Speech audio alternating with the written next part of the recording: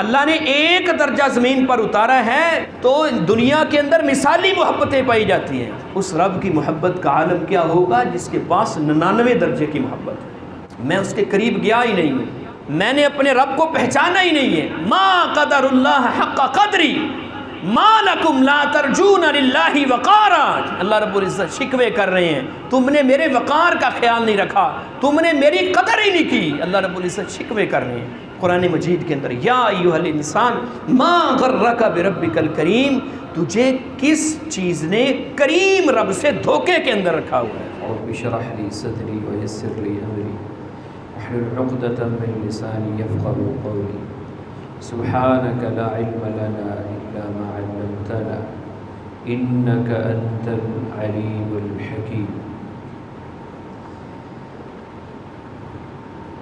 سابقہ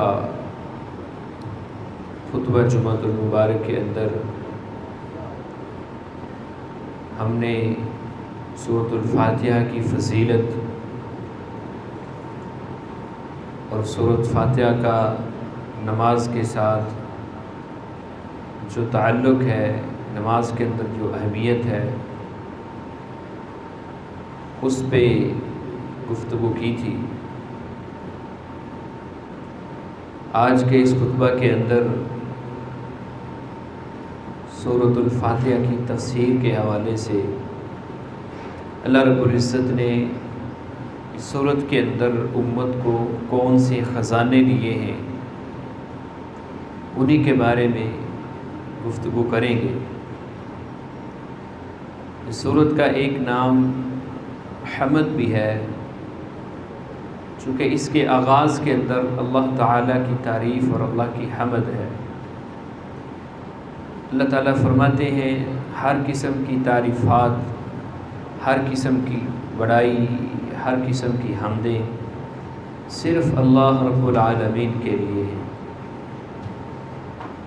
اللہ رب العزت کو اس کائنات کے اندر انسان کے اور بھی بہت سے اعمال پسند ہے,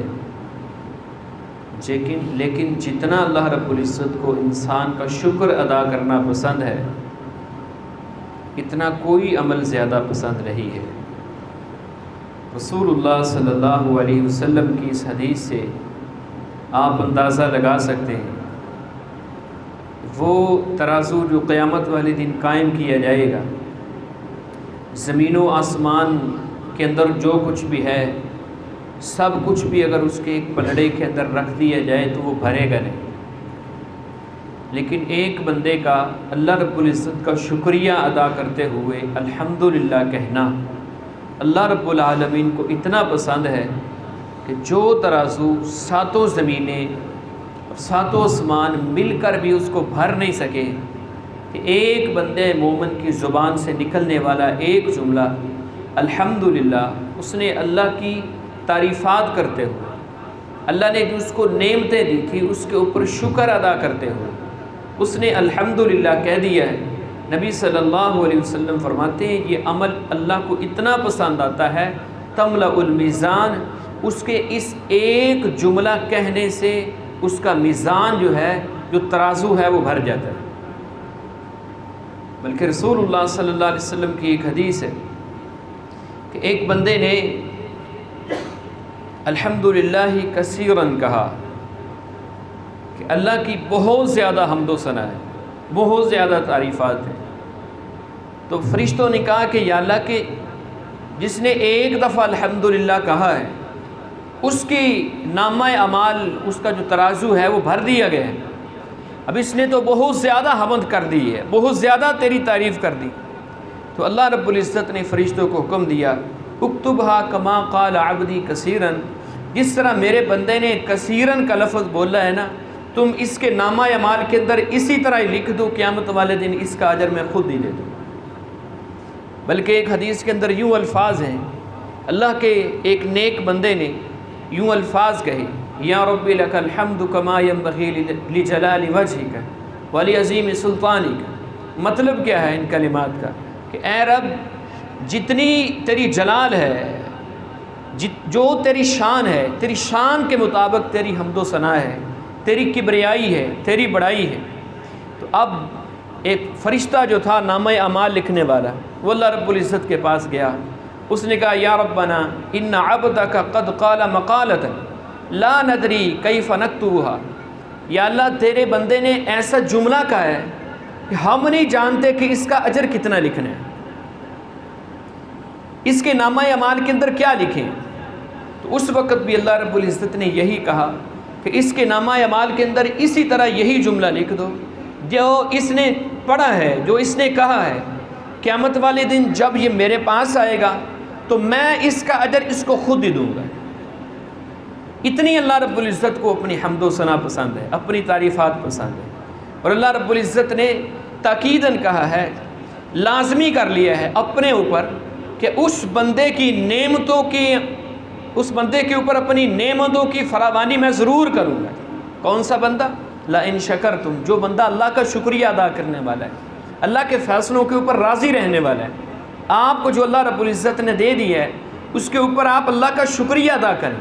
لئن شکرتم لازیدنکم، اللہ نے کہا کہ میں اس بندے کو ضرور زیادہ نعمتیں دوں گا، اپنی نعمتوں کے اندر اس کے لیے برکتیں رکھ دوں گا۔ کون سا بندہ؟ لئن شکرتم، اگر تم میرے شکر گزار بندے بن گئے۔ اور جوڑ دی اللہ رب العزت نے اس کو اپنی رحمت کے ساتھ، جہنم سے چھٹکارے کے لیے، عذاب سے چھٹکارے کے لیے اللہ رب العزت نے شکر کو جوڑ دیا ہے، اپنی حمد و ثنا کو جوڑ دیا ہے۔ کیا اللہ رب العزت نے کہا؟ فرمایا ما یفعل اللہ بعذابکم ان شکرتم، اگر تم اللہ کے شکر گزار بندے بن جاؤ تو اللہ تمہیں کیوں عذاب دے گا؟ اللہ تمہیں عذاب نہیں دے گا اگر تم اللہ رب العزت کے شکر گزار بندے بن جاؤ۔ بلکہ نبی صلی اللہ علیہ وسلم نے ایک حدیث کے اندر وضاحت فرمائی، آپ نماز پڑھا رہے، ایک صحابی نے پیچھے سمیع اللہ لمن حمدہ ربنا ولک الحمد حمدا کثیرا طیبا مبارکا فی، یہ جملے کہے۔ نبی صلی اللہ علیہ وسلم نے پوچھا نماز کے بعد کہ یہ الفاظ کس نے کہے ہیں؟ خاموش۔ پھر آپ نے پوچھا، پھر بھی خاموشی۔ پھر آپ صلی اللہ علیہ وسلم نے فضیلت بیان کی، صحابی ڈر گیا کہ پتہ نہیں مجھ سے کوئی غلطی ہو گئی ہے۔ تو آپ صلی اللہ علیہ وسلم نے فرمایا کس نے یہ جملے کہے ہیں؟ میں نے 39 فرشتوں کو زمین کے اوپر اترتے ہوئے دیکھا ہے، اور ہر فرشتے کی خواہش تھی کہ یہ جملے پہلے لکھ کر اللہ کے پاس لے کر جائیں۔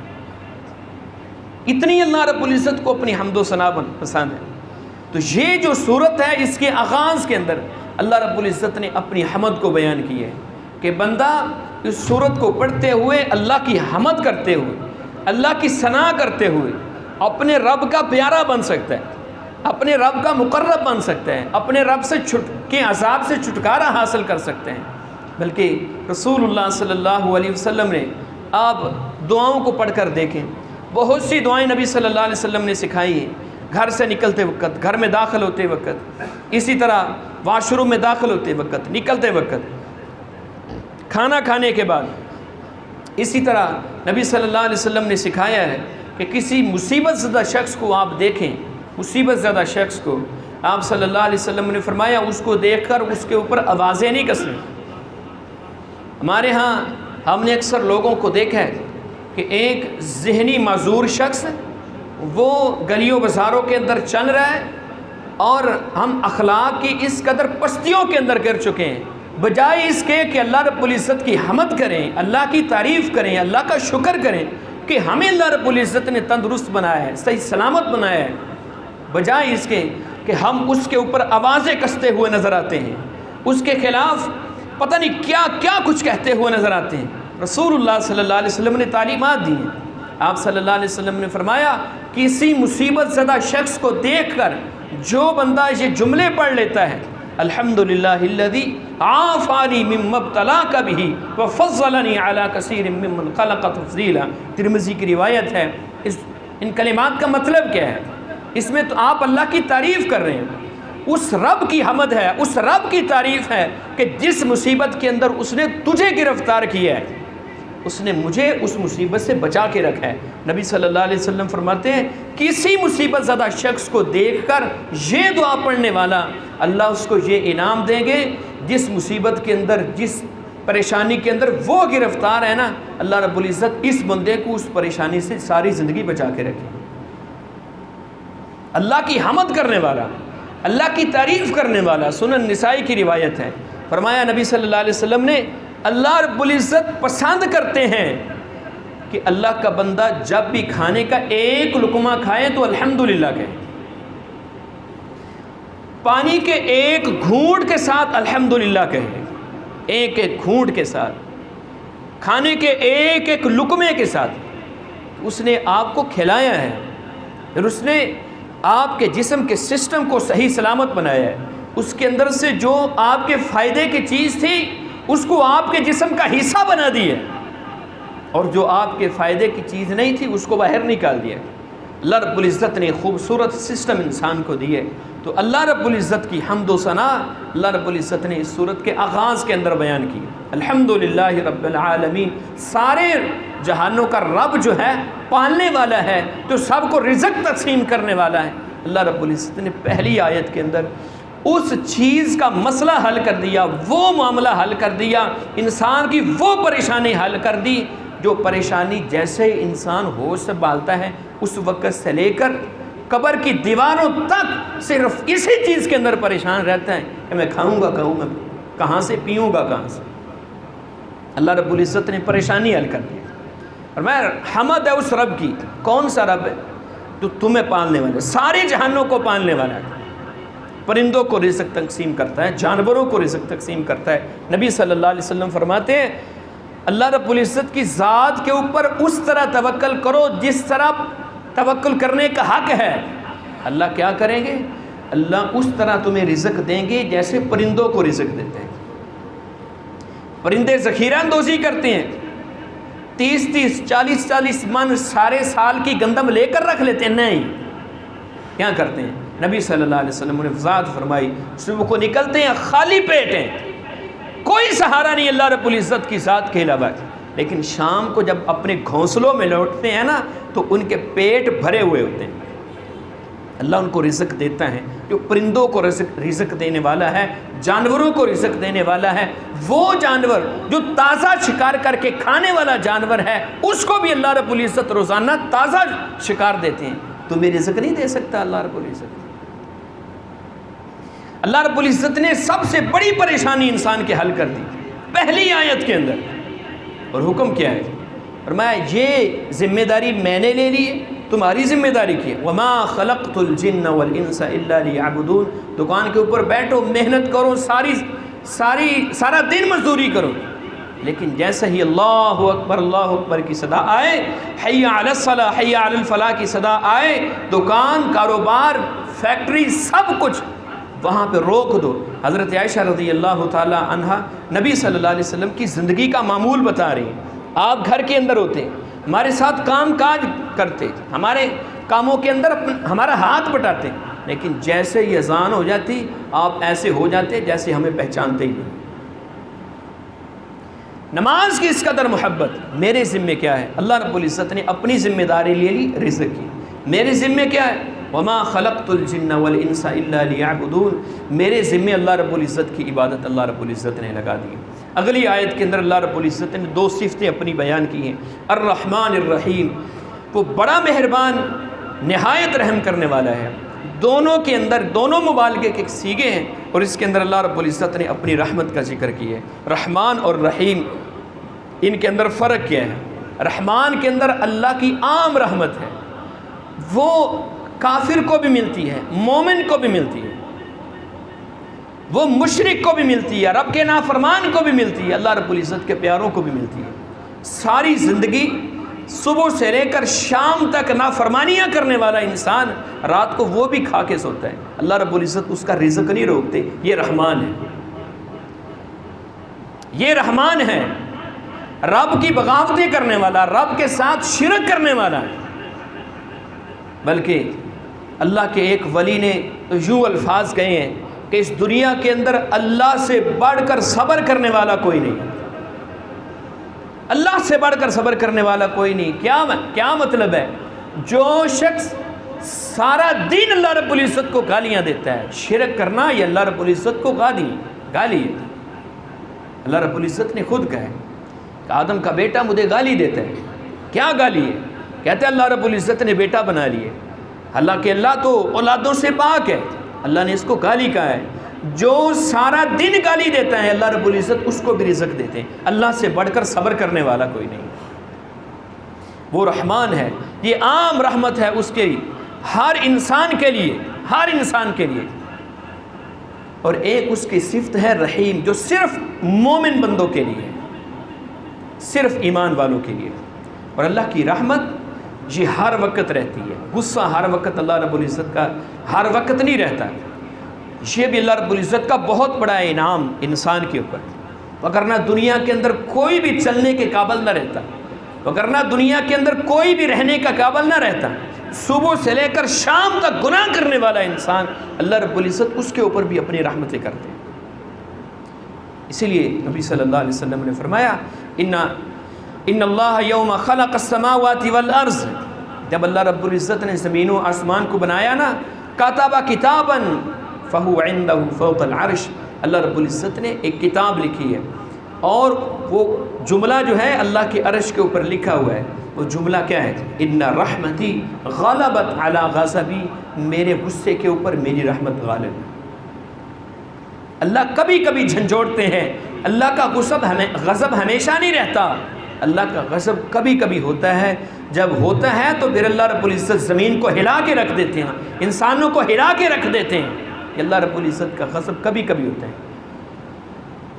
اور یہ قیامت والے دن انبیاء کہیں گے، جب انسان جائیں گے اللہ رب انبیاء کے پاس کہ آج آپ سفارش کریں، اس وقت سارے نبی یہی کہیں گے ان ربی قد غضب اليوم، آپ کا رب آج کے دن بہت غضبناک ہے. آج سے پہلے کبھی اتنا غضبناک نہیں ہوا، نہ اس کے بعد کبھی اتنا غضبناک ہوگا. ہم یہ جسارت نہیں کر سکتے کہ رب کے سامنے کھڑے ہو سکیں. اللہ رب العزت کے سامنے ہم کھڑے نہیں ہو سکتے. یہ اللہ رب العزت کی رحمتیں ہیں. رسول اللہ صلی اللہ علیہ وسلم نے فرمایا اللہ نے اپنی رحمت کے 100 درجے بنائے، 100 درجے، اور ایک درجہ اللہ رب العزت نے زمین کے اوپر اتارا ہے. ایک درجہ. اس ایک درجے کی وجہ سے میاں بیوی کی محبت، بھائی بہن کی محبت، ماں بیٹے کی محبت، باپ اپنی اولاد سے محبت کرتا ہے. حتیٰ کہ نبی صلی اللہ علیہ وسلم فرماتے ہیں جانور بھی اپنے بچوں سے اگر محبت کرتا ہے اس ایک درجے رحمت کا نتیجہ ہے. آپ اندازہ لگائیں جس کے اللہ نے ایک درجہ زمین پر اتارا ہے تو دنیا کے اندر مثالی محبتیں پائی جاتی ہیں.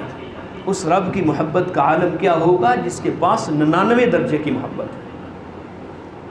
میں اس کے قریب گیا ہی نہیں ہوں، میں نے اپنے رب کو پہچانا ہی نہیں ہے. ما قدر اللہ حق قدری ما لکم لا ترجون للہ وقارا. اللہ رب العزت شکوے کر رہے ہیں تم نے میرے وقار کا خیال نہیں رکھا، تم نے میری قدر ہی نہیں کی. اللہ رب العزت شکوے کر رہے ہیں قرآن مجید کے اندر. یا ایھا الانسان ما غرک بربک الکریم، تجھے کس چیز نے کریم رب سے دھوکے کے اندر رکھا ہوا ہے. میں اپنے رب کے قریب گیا ہی نہیں ہوں. اللہ رب العزت پکار رہے ہیں. یہ اس کی صفت رحیم ہے ہر مومن بندے کے لیے، ہر مومن بندے کے لیے. اللہ رب العزت پکارے قل یا عبادی الذین اسرفوا، اے میرے وہ بندوں جو اپنی جانوں کے اوپر ظلم کر بیٹھے ہو. اللہ نے نمازیوں کو نہیں پکارا، اللہ رب العزت نے روزے دار کہہ کے نہیں پکارا، حاجی صاحب کہہ کے نہیں پکارا. اللہ نے کہا ہے اسرفوا علی انفسہم، اپنی جانوں کے اوپر ظلم کرنے والوں. ان کو اللہ رب العزت نے کیسے پکارا؟ یا عبادی، او میرے بندو. اللہ نے اپنی محبت جتلائی ہے. میرے قریب آ جاؤ. 60 سالہ 70 سالہ 80 سالہ زندگی 90 سالہ زندگی، اگر موت سے چند لمحے پہلے بھی اگر توبہ نصیب ہو جائے انسان کو، اللہ رب العزت ساری زندگی کے گناہوں کو معاف کر کے رکھ دیتے ہیں. اللہ رب العزت کی رحمت ہے. فرمایا اللہ رب العزت نے پکارا ہے یا عبادی الذین اسرفوا علی انفسہم لا تقنطوا من رحمت اللہ، میری رحمت سے نا امید نہ ہونا کہ میں نے تو اتنے گناہ کر لیے ہیں، مجھے کون معاف کرے گا، مجھے کون معاف کرے گا. حدیث قدسی ہے، اللہ رب العزت کہتے ہیں جو شخص میری طرف ایک بالش چل کے آتا ہے نا، میں اس کی طرف ایک بازو چل کے آتا ہوں. جو میری طرف چل کے آتا ہے نا، اللہ فرماتے ہیں میں اس کی طرف دوڑ کے آتا ہوں. اللہ رب العزت کی رحمتیں ہیں انسان کے ساتھ. اور مجھے بھی یہ حکم ہے۔ اللہ رب العزت نے رحمت کو زمین پر اتارا اور فرمایا اس رحمت کو بندوں کے اندر تقسیم کرو۔ ارحموا من فی الارض، اللہ کے بندو، نبی صلی اللہ علیہ وسلم نے فرمایا، آپ نے فرمایا ارحموا من فی الارض، جو زمین کے اندر ہیں ان کے اوپر تم رحم کرو۔ یرحمکم من فی السماء، وہ جو آسمانوں کے اوپر ہے نا وہ تمہارے اوپر رحم کرے۔ تم محبتیں تقسیم کرو، وہ تمہارے ساتھ محبتیں کرے گا۔ تم لوگوں کے ساتھ خیر خواہی کرو، وہ تمہارے ساتھ خیر خواہی کرے گا۔ اللہ کتنی محبت کرتا ہے۔ دنیا کے اندر تو اللہ رب العزت کی محبت ہے نا، وہ جو 99 درجے اس نے قیامت والے دن بندوں کے اندر تقسیم کرنے ہیں، بندوں کو گناہوں سے پاک کرنا ہے، جہنم سے نکالنا ہے۔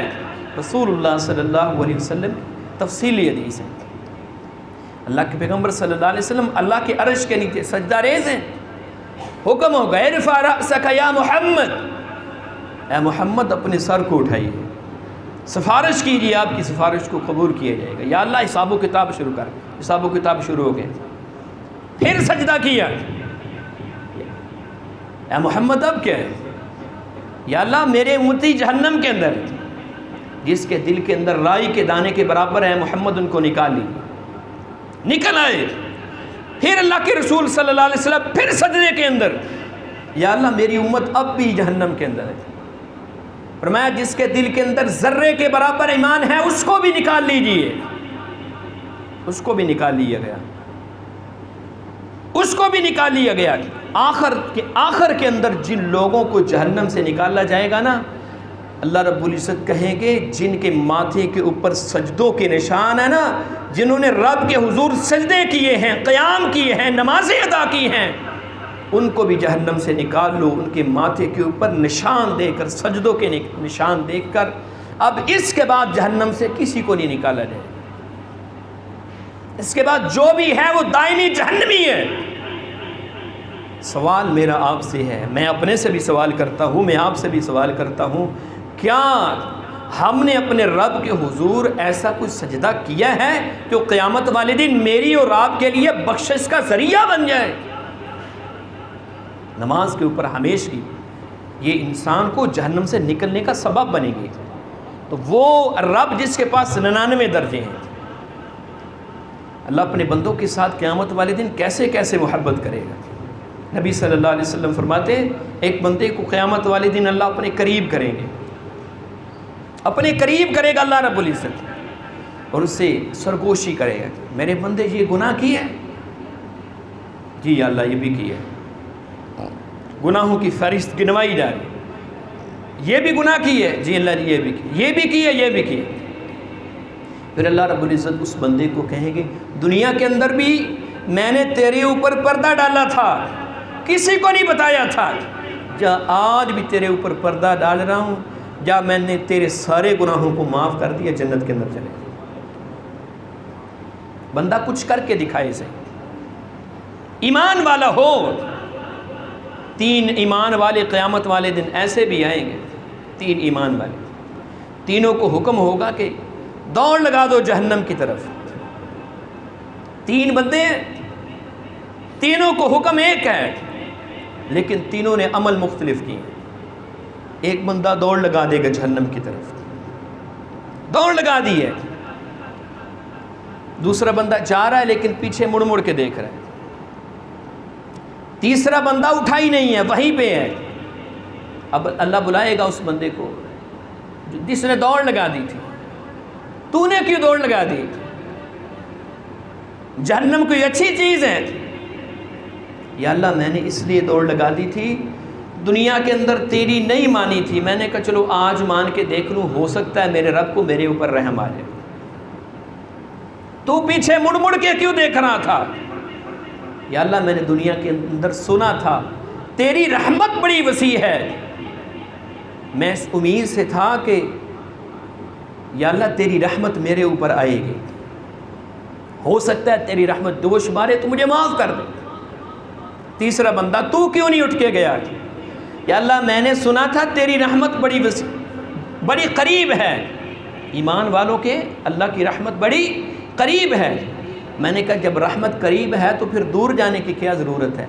فرمایا اللہ رب العزت ان تینوں بندوں کو معاف کر کے ان کو جنت کے اندر داخل کرتے ہیں، لیکن ایمان شرط ہے، ایمان نہیں ہے تو پھر کچھ نہیں ہے۔ تیسری آیت اختصار کے ساتھ بیان کرتے ہیں، مالک یوم الدین۔ قرآن مجید کا اسلوب اللہ رب العزت نے دعوت والوں کو بھی سکھایا ہے، نہ صرف جنت دکھائی ہے، رحمت دکھائی ہے کہ انسان عمل سے ہی غافل ہو جائے، اور نہ صرف جہنمی دکھائی ہے کہ انسان اللہ کے ڈر کی وجہ سے انسان اللہ کے قریب نہ آئے، نہیں، دونوں چیزیں برابر۔ جہاں بھی آپ جنت کا تذکرہ پڑھیں گے قرآن کے اندر، ساتھ جہنم کا ضرور، اور جہاں بھی جہنم کا ہے وہاں ساتھ جنت کا ضرور ہے۔ امید اور خوف دونوں چیزیں برابر سکھائی گئی ہیں۔ عمر بن خطاب رضی اللہ تعالیٰ عنہ فرمایا کرتے تھے، اگر پتہ چل جائے کہ ایک شخص جنتی ہے باقی سارے جہنمی ہیں، مجھے رب سے اتنی امید ہے کہ میں ہی وہ گمان کروں گا کہ وہ جو جنت میں جانے والا شخص ہے نا وہ میں عمر ہی ہوں گا، اور خوف اتنا ہے اعلان ہو جائے سارے جنتی ہیں ایک جہنمی ہے، لیکن رب کے عذابوں کا خوف اتنا ہے، مجھے خوف ہوگا کہ کہیں وہ ایک بندہ جو جہنم کے اندر جا رہا ہے وہ عمر بن خطاب ہے نا۔ خوف اور امید برابر برابر۔ اسی صورت کے اندر بھی اللہ رب العزت نے یہی اسلوب اپنایا ہے، پہلے اپنی حمد و ثنا بیان کی، اپنی رحمت کے تذکرے کیے، پھر اس کے بعد فرمایا یاد رکھو مالک یوم الدین، دنیا کے اندر کسی کے اوپر ظلم کر کے نہ آنا، وہ بدلے کے دن کا مالک ہے، وہ انصاف کے دن کا مالک ہے۔ رسول اللہ صلی اللہ علیہ وسلم نے اپنی بیٹی کو مخاطب کر کے فرمایا تھا، سیدہ فاطمہ رضی اللہ تعالیٰ عنہ، آپ نے فرمایا اے فاطمہ اپنے اعمال خود کر کے آنا، انا لا اغنی عنک من اللہ شیئا، قیامت والے دن میں محمد بھی تیرے کسی کام نہیں آ سکوں گا، تیرے پاس امان نہ ہوگی۔ اللہ کے پیغمبر کہہ رہے اپنی بیٹی کو، وہ بیٹی جنتی عورتوں کی سردار، اس کو اللہ کے پیغمبر صلی اللہ علیہ وسلم کہہ رہے ہیں اپنے اعمال خود کر کے آنا، میں محمد بھی قیامت والے دن تمہارے کسی کام نہیں آ سکوں گا۔ دوسرے تیسرے کی کیا حیثیت ہے؟ دوسرے تیسرے کی کیا حیثیت ہے؟ اللہ کے پیغمبر فرما رہے ہیں قیامت والے دن اللہ رب العزت، آگے اللہ رب العزت نے اب قیامت کا خوف لوگوں کے سامنے رکھا ہے کہ یاد رکھنا تم نے مر کے میرے سامنے کھڑے ہونا ہے، اپنے ایک ایک عمل کا حساب دینا ہے۔ وہ دن والارض جميعا قبضته يوم القيامة والسماوات مطويات بيمينه، اللہ رب العزت زمین و آسمان کو اپنے دائیں ہاتھ کے اوپر لپیٹ لیں گے، ساری دنیا کو ختم کر کے اللہ رب العزت پوچھیں گے کہاں ہیں جبار، این الجبارون، کہاں ہیں جبار، غرور فخر تکبر کرنے والے، کہاں ہے بادشاہ، لمن الملک اليوم، آج کے دن کس کی بادشاہی ہے، کس کی بادشاہی ہے؟ پکاریں گے اللہ رب العزت قیامت والے دن، پھر رب کہے گا للہ الواحد القہار، آج کے دن صرف اکیلے رب کی بادشاہی ہے، اس کے علاوہ کسی کی بادشاہی نہیں۔ پھر اللہ رب العزت حساب لیں گے لوگوں کا۔ 5 سوال اللہ رب العزت نے دیے ہیں جن کی میں نے اور آپ نے تیاری کرنی ہے۔ نبی صلی اللہ علیہ وسلم فرماتے ہیں ان 5 سوالوں کا جواب دیے بغیر قیامت والے دن کوئی بھی بندہ اپنے رب کے سامنے سے ایک قدم بھی نہیں ہلا سکے گا۔ پہلا سوال کیا ہے؟ فرمایا عمر کے بارے میں سوال ہوگا، کہاں پہ خرچ کی ہے، کہاں پہ لگائی ہے۔ جوانی کے بارے میں اسپیشل سوال ہوگا، دوسرا سوال ہے جوانی کہاں پہ خرچ کی ہے، اور تیسری چیز مال کے بارے میں سوال ہوگا کہ مال کمایا کہاں سے ہے۔ رشوت، ڈنڈی مارنا، لوگوں کے حق غصب کر کے، بہنوں کی جائیدادیں کھا کھا کر، لوگوں کی جائیدادیں ہڑپ کر کر کے نہیں، کہاں سے کمایا ہے، کہاں سے کمایا ہے تو نے۔ اور اگلا سوال، چوتھا سوال ہوگا کہ اس مال کو خرچ کہاں پہ کیے۔ ڈھول ڈبکے، طبلے سرنگیاں، شادیوں کے اوپر فضول اخراجات کے اوپر خرچ کر کے نہیں، کہاں پہ خرچ کیے؟ رب کی رضا کے لیے خرچ کیا ہے یا رب کی ناراضگی کے اعمال کے اندر اپنے مال کو خرچ کیا؟ آخری سوال یہ ہوگا وَمَاذَا عَمِلَ فِي مَا عَلِمَ، تمہیں جو علم تھا اس کے اوپر عمل کتنا ہے؟ مجھے بتائیں، انصاف کے ساتھ اپنے آپ سے پوچھئے گا، کوئی یہاں پر بیٹھا ہوا شخص ہے جس کو نہ پتا ہو کہ میرے اوپر 5 نمازیں فرض ہیں؟ کوئی ہے بندہ یہاں پر بیٹھا ہوا جس کو نہ پتا ہو کہ میرے اوپر 5 نمازیں فرض ہیں؟ کون پڑھتا ہے؟ سوال ہوگا کہ علم کے اوپر عمل کتنا کیا؟ مجھ سے سوال ہوگا، آپ سے سوال ہوگا، مجھ سے بھی سوال ہوگا۔ یہ 5 سوال اللہ رب العزت نے فرمایا۔ نبی صلی اللہ علیہ وسلم فرماتے ہیں آدمی اپنا قدم بھی نہیں ہلا سکے گا رب کے دربار سے۔ ان 5 سوالوں کی تیاری میں نے کتنی کی ہے کہ میں نے اور آپ نے سوچنا ہے۔ اگر تو تیاری ہے تو اللہ رب العزت کا شکریہ ادا کر رہے ہیں، اگر نہیں تو ہم نے اپنی فکر کرنی ہے۔ بقیہ جو آیات ہیں ان کی تفسیر انشاءاللہ آئندہ خطبہ کے اندر بیان کریں گے۔